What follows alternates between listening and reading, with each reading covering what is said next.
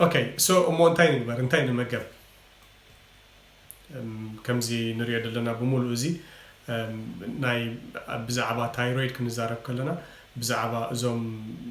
ዓይነት መግቢ እዚኦም ድማ ቁሩብ ምምርማር ከድልየና እዩ ብርግፅ እዚኦም ስንታይ እዮም ከመይ ጌርና ኢና ነዚኦም ኣብ ጥቕሚ ክነውዕሎም ንኽእል መሪፅና ክንምገብ ከለና ብደይ ዝኾነ መድሃኒት ክንመላለስ ንኽእል ኢና እንተደኣ ንበልዖ ዘለና መግቢ ከምቲ ድድለ ምስ ናይ ታይሮይድ ደይቋረን ኮይኑ ግን እቲ መግቢ ንባዕሉ ክሃስየና ይኽእል እዩ ሶ እቲኦም ጠቐምቲ ድበሃሉ እንታይ እዮም ናይ ዚንክ ሰለነም ኣዮዲን ድበሃሉ ብመልክዕ ሳፕሊመንት ክንወስዶም ንኽእል ወይ ከዓ ኤል ታይሮሲን ድበሃሉ ብመልክዕ ካፕሹል ሳፕሊመንት ክንወስዶም ንኽእል እዩ ከምዚኦም ትደልዩ እንድሕር ኣለኹም ኮንኩም ሃይፐር ኣክቲቭ ታይሮይድ ደለኩም ንገብሩኒ ንዓና ነዚ ሓጋዚ ኮይኑ ዝረኸብናዮ ድሰርሕ ነዚኦም ኮንተንት እዚኦም ድለዎም ፕሮዳክት ኣለና ነዚኦም ትቀይርኩሞ ከዓኒ ኣብ ክብደት ናብ ንቡር ምምላስ ምክንያቱ ዝያዳ ክብደት ስለትቐንስ ምስ ሃይፐርታይሮይዲዝም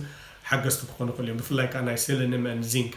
እዚኦም እንድሕር ደይብልኩም ገለገለ ደቂ ተባዕትዮ ኣብ ግዜ ፀታዊ ርክብ ኣብ ብዙሕ ከይከድና ቀልጢፍና ኢጃኩሌሽን ይመፅእ ከይወዳእና ከለና ክንወልድ ኣይከኣልናን ከምኡ ዓይነት ሽግራት ድመፁ ኣለዉ እዚ እዚ ምስ ሃይፐር ኣክቲቬሽን ናይ ታይሮይዲዝም ሃይፐር ኣክቲቭ ታይሮይዲዝም ወይ ሃይ ፋንክሽኒንግ ታይሮይድ እንድሕር ኣለካ ከምኡ ሽግር ክፈጥረልካ ይኽእል እዩ ናትካ ሴለኒየም ን ዚንክ ኣብኡ መንጠን ናይ ግድን ብሳፕሊመንት መልክዕ ክትወስዶ ትኽእሉ ኢኹም ሶ ኣብ ኮመንት ፀሓፉለይ ነዚአን ንደሊ ኢና ትብሉ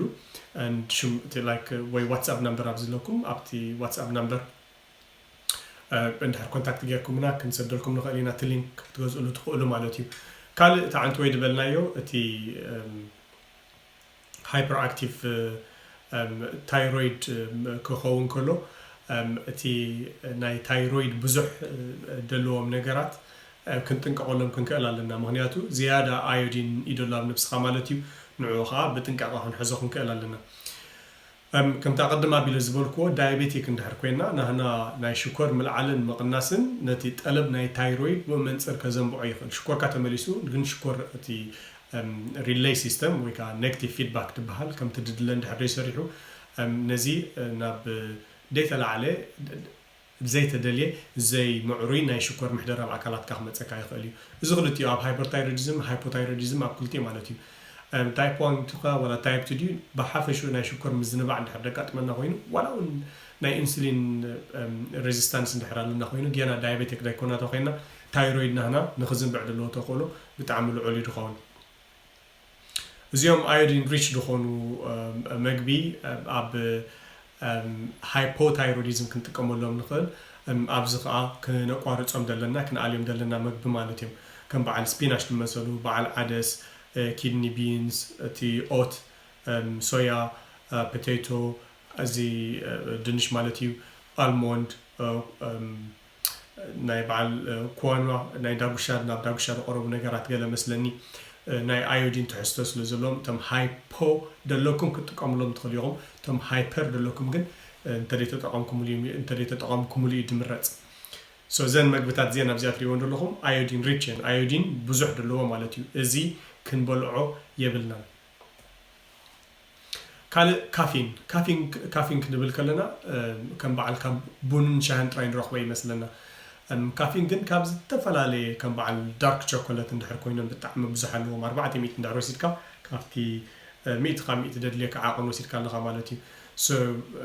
ከምኡ ኢነርጂ ድሪንክ ብፍላይ ነዊሕ ሰዓታት ትሰርሑ ወይ ትሰርሓ እንድሕር ኣለኹም ኣብ ሎሪ ወይ ኣብ ታክሲ ደለኹም እንድሕር ኮንኩም ድቃስ ከይወስደኩም ትጥቀምሎም ናይ ካፊን they are killing you slowly ነቲ ናትኩም ታይሮይድ ብጣዕሚ ዝንቡዕ ንክኸውን እዮም ዝገብርዎ ደሎ ኤስፕሬሶ ኮፊ ሻሂ ሶዳ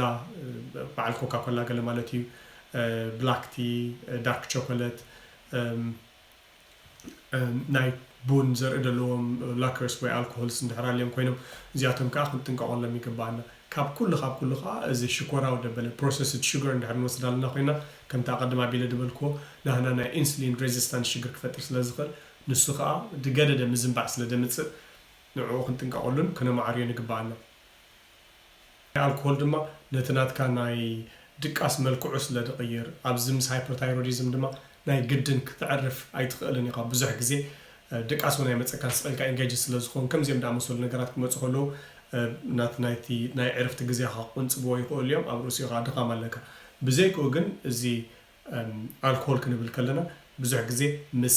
ናይ ኦስቲዮፖሮሲስ ወይ ከዓ ተሰበርቲ ኣዕፅምቲ ናይ ካልሽየምን ናይ ቫይታሚን ዲን ኣቕናብ ኣካላትካ ክጎድል ከም ዝጎድል እዮም ዝገብሩ ንዑ ከዓ ክንጥንቀቐሉ ክንክእል ኣለና ኦኬ እዚአን እተን ቀንዲ ነጥብታት ብዛዕባ ምግብን ክንጥንቀቐሉ ዘለና ነገራትን ክዝትየለን ዝደለኹ ካብዚ ሓሊፈ ብዛዕባ ሃይፐርታይሮይዲዝም እንድሕር ኣለና ኮይኑ ብኸመይና ክንሕክሞ ንኽእል እየ ክዝትደልየ ሰለስተ ኣፕሮችስ ኣለዉ እሶም ከዓ እንታዮም እቲ ሓደ ብመድሃኒት ምውሳድ ማለት እዩ እቲ ካልኣይ ናይ ሬድዮ ኣዮዲን ዝበሃል ኣሎ ብኣዮዲን ምሻሎ ራዲሽን ገይሮም ዝገብርዎ እቲ ሳልሳይ ከዓ ሰርጀሪ ማለት እዩ እታ ቀዳመይቲ እንድሕር ክንሪኣ ኮይና ኣድቫንቴጅ ናቱ እንታይ ጥቕሚ ናይዚ ብመድሃኒት ምጥቃም ሪሚሽን ክህልወካ ይኽእል እዩ ኩሉ ግዜ ብመድሃኒት እንዳጠቕምካ መጋግባኻ እንዳዓረኻ ክትከይድ ትኽእል ኢኻ ሽግሩ ግን እንታይ እዩ مست مدهني تأثيرهم دموتسو له كم بعل راش عنفرو دعم مسؤول نجارات مالتيو ناس رعاة محقق مقبي ناس رعاة محقق مقبي شجر فيسكلايتس دبال ويكا لوبس دمسلو سيندروم كقط مخايف قوليهم كمون هبتايتس بقول لي لو حزة كاي قولي عن توي بزعبات سلام كبدن إشي نزار منيرنا نحراس تبعيلكم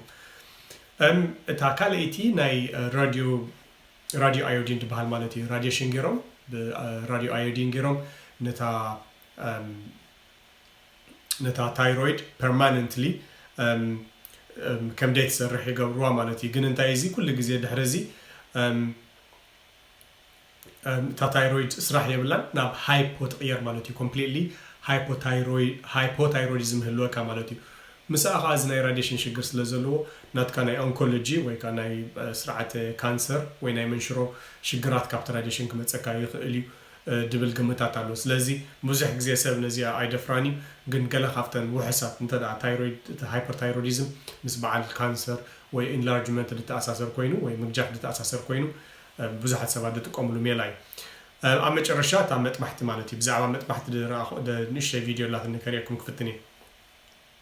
إذا ما تبحثوا حسي بتعمل كل تفيو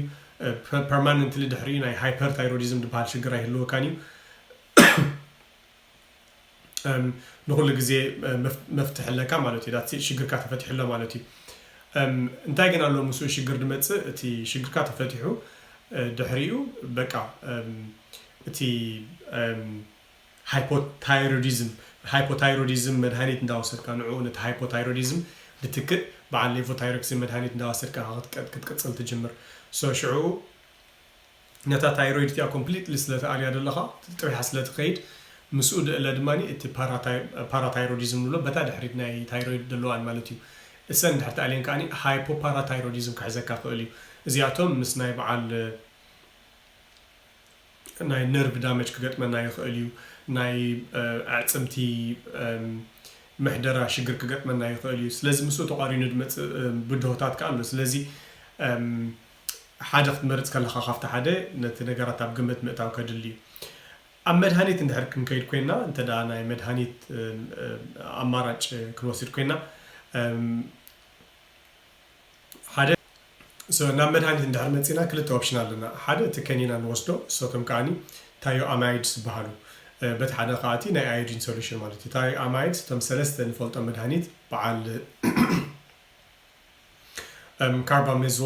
كارباميزول حدا ببزحي ابزم كام نتقاملو عينت مدهانيتي مالتي كتسيلا خبريا كفتني PTU ويدماني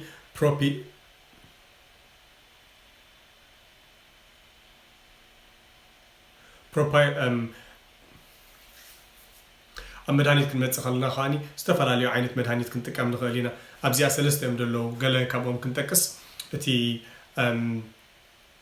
PTU دبال ويكا بروبايل تايوريسل دبال حدا ويكا تي PTU نبلو مالتي كالاي كارباميزول نبلو 15 ملغ بزح زيد مت سالسايد ماني ميتاميزول نبلو مالتي زيوم انتاي تايرويد لنا نقولصو مت كانت ناتكا تايرويد عقل نخقنس نت ايودين اكتيف دخون دلو اكلاتكا نخقنس تتقاملهم بزح غزي قدمي سيرجري ويكالوت ميلاتات محسابكا قداماي فيرست لاين اوف ميديسن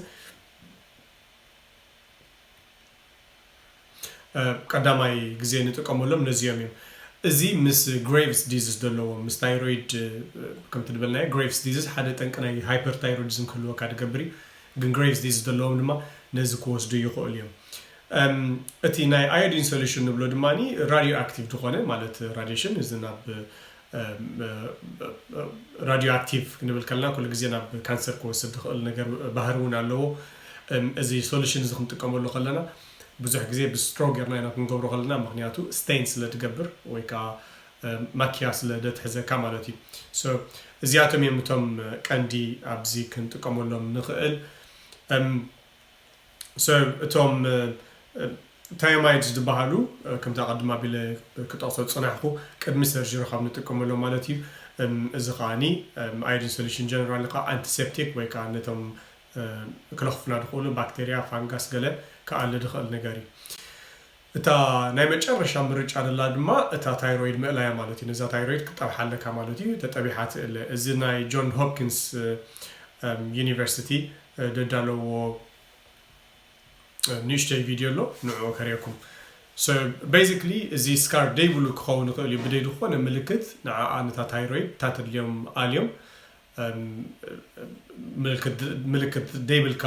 ነቲ ነገር ክገብርዎ ይኽእል እዮም that's it እታ ታይሮይድ ትእለ ትሕከም and that's it እዚ ግን ከም ትድበልክዎ ነብሱ ድኸኣለ ብድሆታት ኣለዎ so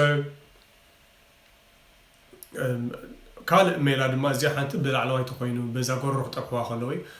ካልእ ድማ በዛ ኣፍካ ጌርካ ዝኣቱ ቱቦታት ኣሎ ነቲ ቱቦታት ገቲሮም ይሕዝዎ ድሓር ነታ ታይሮይድ ከዓ ብጊሒጦም የውፅኦ ማለት እዩ ብክሳድካ ብኣፍካ ከም ትሪእዎ ዘለኹም ብዙሕ ሰብ ብዙሕ ግዜ ብጣዕሚ ብዙሕ ፕሮሲጀር ድሰርሑሉ እዩ ብዙሕ ምልክት ደይብሉ ፈፂሙ ምልክት ደይብልካ ክትከውን ዝኽእሉ ታይሮይድ ተኣልዩ ዋላ ምልክት ደይብልካ ክትከውን ትኽእል ኢኻ ግን እቲ ንዓኻ ዝስማዓካ ነገራት ይድቕየር ድሕሪ እዚ ፈፂምካ ሃይፖታይሮይዲዝም ስለ ትኸውን ኮምፕሊትሊ ሃይፖ ስለ ትኸውን ናይ ግድን ክትጥንቀቕ ክትክእል ኣለካ ከምዚ መድሃኒትካ ምግባብ ክትወስድ and yeah ነቲ ደለካ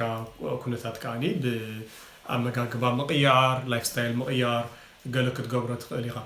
so እዚአን እተን ንሎሚ ሒዘን ዝነበርኩ ኣገደስቲ ነጥብታት ድበልክወን ክሕግዛና ይኽእላ እየን ድብለን እየን ምስዚ ገለ ነገር ክዝትየሉ ዝደሊ እንድሕር ሃልዩ ኣመጋግባ ማለት እዩ ኣመጋግባና ብጣዕሚ ኣመጋግባና ብምቕያር ብዙሕ ነገር ክንቅይር ንኽእል ኢና okay so ኣመጨረሻ ብዛዕባ እዚ ኢንዶክራይን ድኾነ ክትፈልጥዎ ትደልዩ ነብሱ ድኸኣለ ዌብሳይት ኣሎ ንዑ ዴዲኬትድ ድኾነ ብምሉኦም ሪሰርች ፔፐርስ ድገብርሎም ብዛዕባ ሽኮር ይኹን ካልኦት ነፃ ነቲ ሳብስክሪፕሽን ትበሃል ይብሉን ብድኾነ ግዜ ኮንታክት ክትገብርዎ ተደሊኹም ክትኣትዎት ትኽእሉ ፔጅ እዩ ብዛዕባ ብጣዕሚ ሓገዝቲ ድኾኑ ኢንፎርሜሽን ኣለዎ እንተድኣ ክኢልኩም ክትበፅሕዎ ኢንካሬጅ ትገብረኩም ብምሉእ ኢንፎርሜሽን ምስ ሪሰርች ፔፐር ዝተሰነየ መፅናዕታዊ ፅሑፋት ዝተሰነየ ስለ ድኾነ well documented እዩ so yeah ብተኻለ መጠን do your best ነዚ ክትበፅሕዎ